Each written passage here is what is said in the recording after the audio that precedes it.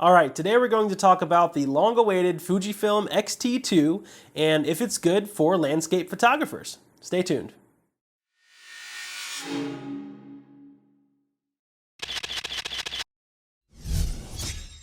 Hello, welcome back everybody. My name is Eric Marks with FindingMiddle-earth.com, and today we're talking about the Fujifilm X-T2. So I'm personally very excited about this camera. It's been long awaited by everyone, I'm sure.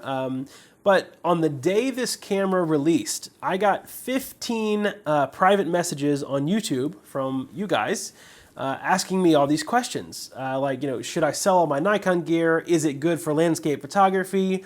Should I upgrade from Micro Four Thirds to the Fuji system? What do you think about their lenses? Like, so many questions. Within these 15 questions, each person had like 2 or 3 questions, so I figured I would make a video.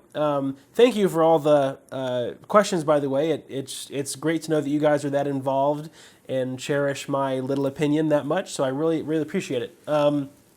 So I have the specs here pulled up. I know you guys probably already know them, but just quickly we'll go over the specs, and then I'll give you my thoughts on who the camera is for and if you should use it for landscape photography, or just kind of give you, my thoughts on the camera.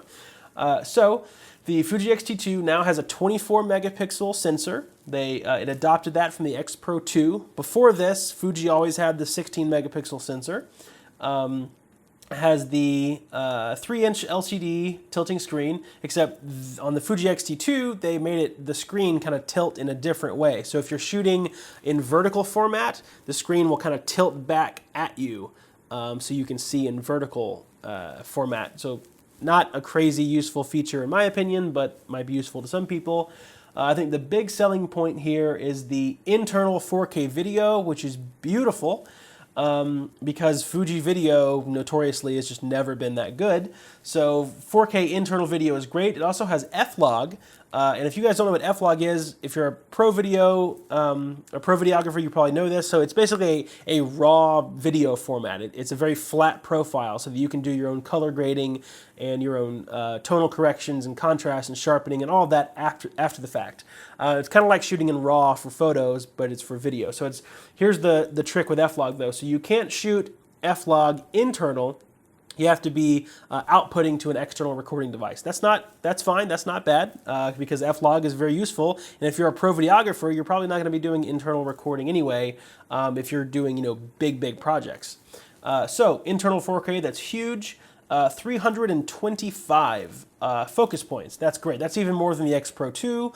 That's probably the biggest reason that stopped me from going into the Fuji mirrorless system back when I was looking at mirrorless cameras, because the Fuji focus just wasn't that great.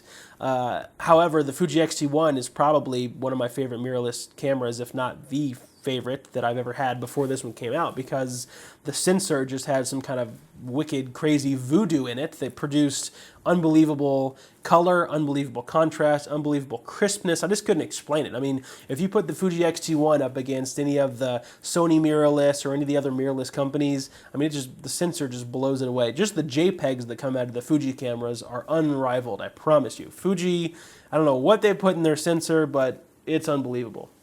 Now this is super cool. So it shoots 8 frames per second. And if you have the battery grip on there, there's a little boost switch on the battery grip that will take you up to 11 frames per second.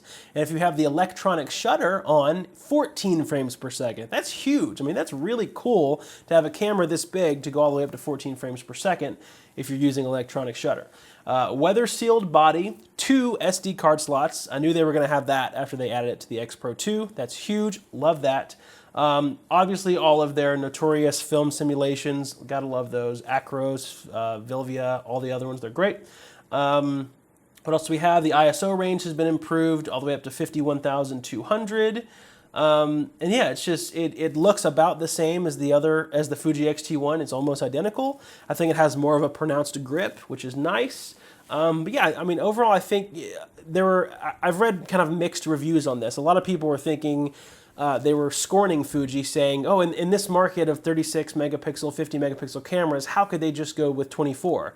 Because the XT series is their flagship camera. So for some reason, there was this like group of people that were expecting the Fuji X-T2 to have like 50 megapixels.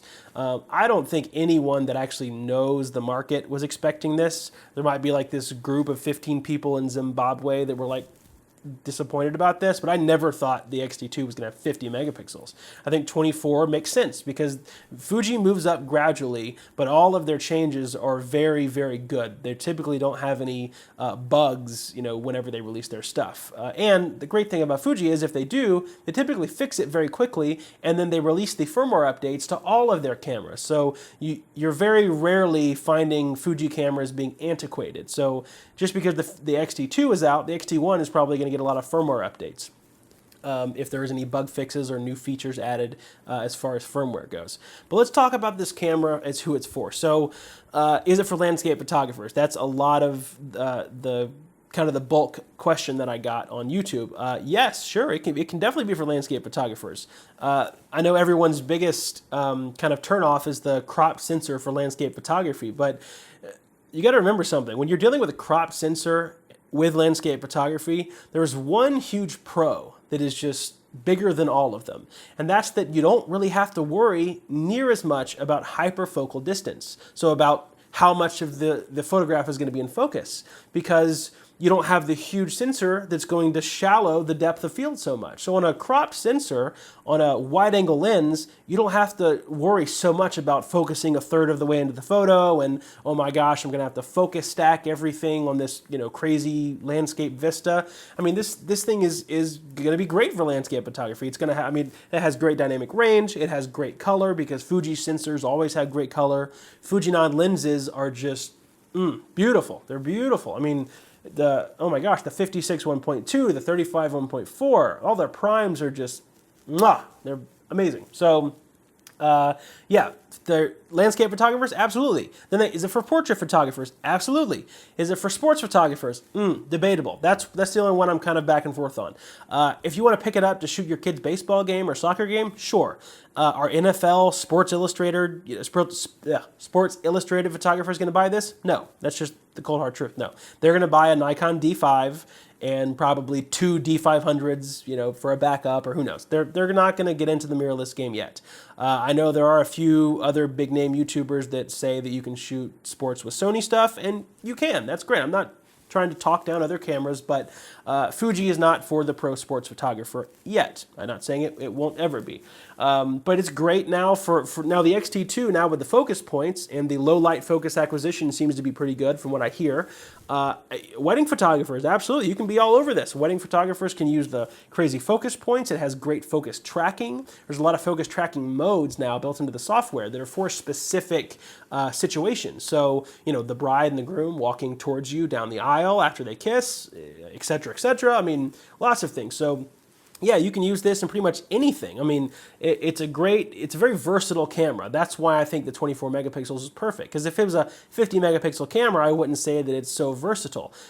So, you know, like my Nikon D810, it's 36. It's, you know, I can use it for landscape and architecture. It's good for weddings, but it's not amazing for wedding photography. But I would never use my D810 for sports because I just know that it's not built for that. You can use it. I'm sure I could, but I have a D4 for that. So, all in all, I like the Fuji X-T2. My first impressions were that it's a Fuji X-T1 has always been a great looking camera, so the X-T2 is obviously a great looking camera because it looks almost identical. It has a better grip, which is nice. The Fuji stuff just feels good. It's a very nostalgic camera brand to use, really. The Sony stuff, the biggest thing is Sony's like this leading brand in the market because they release cameras every 5 minutes, but Fuji has just got the vintage quality. When you hold a Sony camera, it's like, I don't know, it's like 5 minutes of oohs and ahs, and it feels like you're holding this like spaceship. You're like, oh my gosh, this is amazing. This is some futuristic camera, and it feels nice. But then like 5-10 minutes later, you're like, okay, that was pretty cool, now I'm done. But the Fuji camera, you always go back to it. You love the fact that you own one. I love the feel of it. I love looking at it. They're great cameras. I have a Fuji X100T. I love it. It's great. I'm probably going to sell the X100T to possibly fund an X-T2, but you know me, I'm more of a Nikon guy, so I'm waiting and waiting for the D850 to come out in September at Photokina. Really hope it does. If it does, I'm pre-ordering it the day that it comes out. I don't care what the specs are. I'm pre-ordering it because I know it's going to be amazing. But back to the Fuji X-T2. To answer everyone's questions, is it for landscape photography? Yes. Should you sell all your Nikon gear and get Fuji? I don't know. Do you want to? Sure. If you don't, then don't. But it's all about what you shoot. If you want to move Fuji, that's great. But do I think that the Fuji X-T2 is good enough to where you should sell everything and upgrade? No, I don't think it's some unbelievably revolutionary camera to where it's going to fix everyone's problems. But try picking one up or going to shoot, one in the camera store and try it out. I'm not going to tell you what to do with your camera equipment, but I'm not going to sell all my Nikon stuff and move Fuji just because of this camera. That doesn't mean it's not a wonderful camera. It is. It's a great camera. Like I said, the Fuji sensors have some kind of voodoo in them, but I've always thought that ever since I got the Nikon D800E. I thought the D800E and the D810 sensors have some kind of voodoo in them because the dynamic range is just mind-boggling. But the Fuji has better color and better crispness and contrast than I've ever seen. The crispness, I mean, it's just, I feel like it's impossible to take a blurry photo on this thing. It's unbelievable. I mean, and even on the 16 megapixel version, I could zoom in at 2:1, and everything would be perfect. Okay, so I think you've gotten my idea. I really like this camera. It's great. Is it for you? I don't know. Take a second, sit down, examine what kind of photography you shoot. Examine if you have it in your budget, because you're going to want lenses with this too. You're going to want some Fuji lenses. I wouldn't get a Fuji camera and then try to adapt a bunch of other lenses. Take advantage of the Fujinon lenses. They're just unbelievable. They're great. Very sharp. The contrast is great. They're built very well. So I don't know. They're very Leica-esque on some of the primes. They're great. So yeah, I hope I answered your questions on this. I like the Fuji X-T2. I think it's yet again another step in the right direction for Fuji. And as always, thanks for watching, and I will catch you in the next one. Take care. If you would like to stay up to date on all of my latest photography videos and adventures, click the big subscribe button below. And if you would like to find out more about me and how to become a great photographer, visit my website at findingmiddleearth.com.